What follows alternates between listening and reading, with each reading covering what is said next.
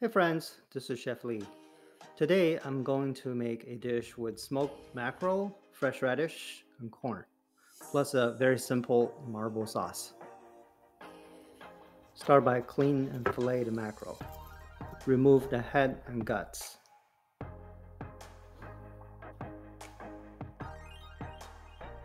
Cut along the spine. I guess the key to filleting fish is to place the blade on the bone and move along with your knife with one hand on top so that the fish will not move with you. Make sure that be careful not to cut too much meat off the fish, but don't be afraid to make mistakes because the more fish you fillet, the better you will get.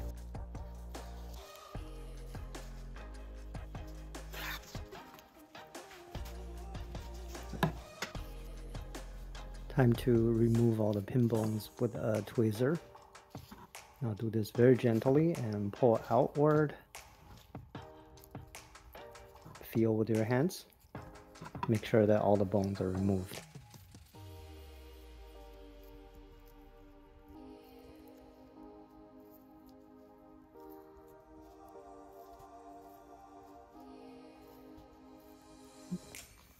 Now we're gonna mark the fish on the skin side, and the purpose of this is because we can well season the fish. Also, when we do the smoking, the smoke will further penetrate the meat, which brings out more flavor. So well season the fish on both sides with salt and pepper. And once everything's seasoned, let it stand in the fridge for about 45 minutes. So next, we're gonna make a very basic parsley oil. Chop off the stems of the parsley.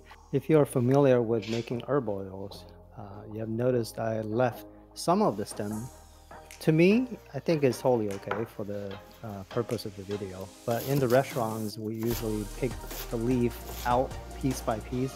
That's because we want to remove as much as water content. So put the parsley in a food processor. Pour in some neutral oil.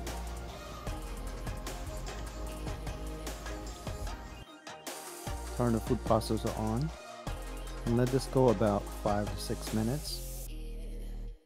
Now when everything's blended, transfer this into a pot. We're gonna bring the temperature up to about 125 degrees Fahrenheit. After that, just transfer it out with a kitchen paper towel and slowly drip it out into a container with some ice. Now the ice helps to cool down the oil and prevent it from changing color. This is my smoker setup. I'm using a Weber 18-inch charcoal smoker.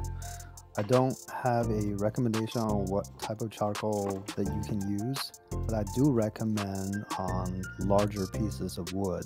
I have found that smaller pieces of wood burns out very quickly and cause temperature fluctuation. In smoking or grilling, that is something that you want to avoid. You want to keep that temperature really steady. So for this footage, I had to turn off my smoker completely because I couldn't get a clear picture. There was smoke all over. I want to show you how I placed the fish on there, and then also under the grates there's a bowl of water. But yeah, you definitely want to place your fish on the grates while it's hot. The water bowl really provided moist heat. It really keeps the fish from drying up from the smoking process. For the smoking temperature, I had it at between 200 to 250 and let it smoke for at least an hour and a half. And next, I'm gonna crush some pecan. Place this on top of fish and then baste in hot oil to give it more flavor. Yeah, just a couple teaspoons on top. I might put a lot on there.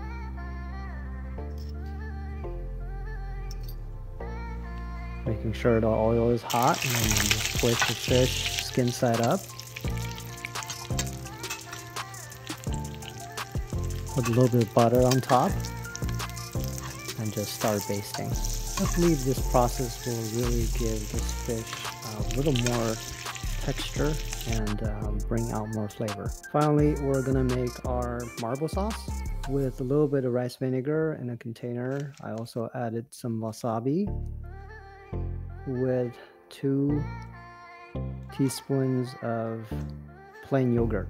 I was gonna make a horseradish sauce, but didn't really like the Dijon mustard taste. Put a little bit of salt and pepper to season.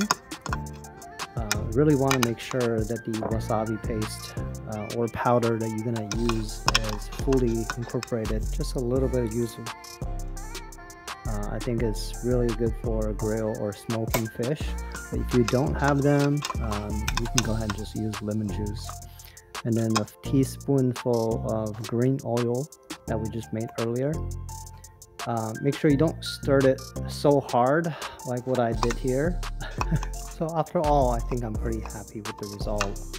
So one thing I want to mention is some people, because of health reasons, they can't have dairy. I would suggest you can choose to use coconut cream. So for plating, I'm just basically putting some fresh radish, tomatoes and figs to go with the dish. Also, don't forget to like the video and subscribe to my channel. That's it for today's recipe. I'll see you guys in the next video.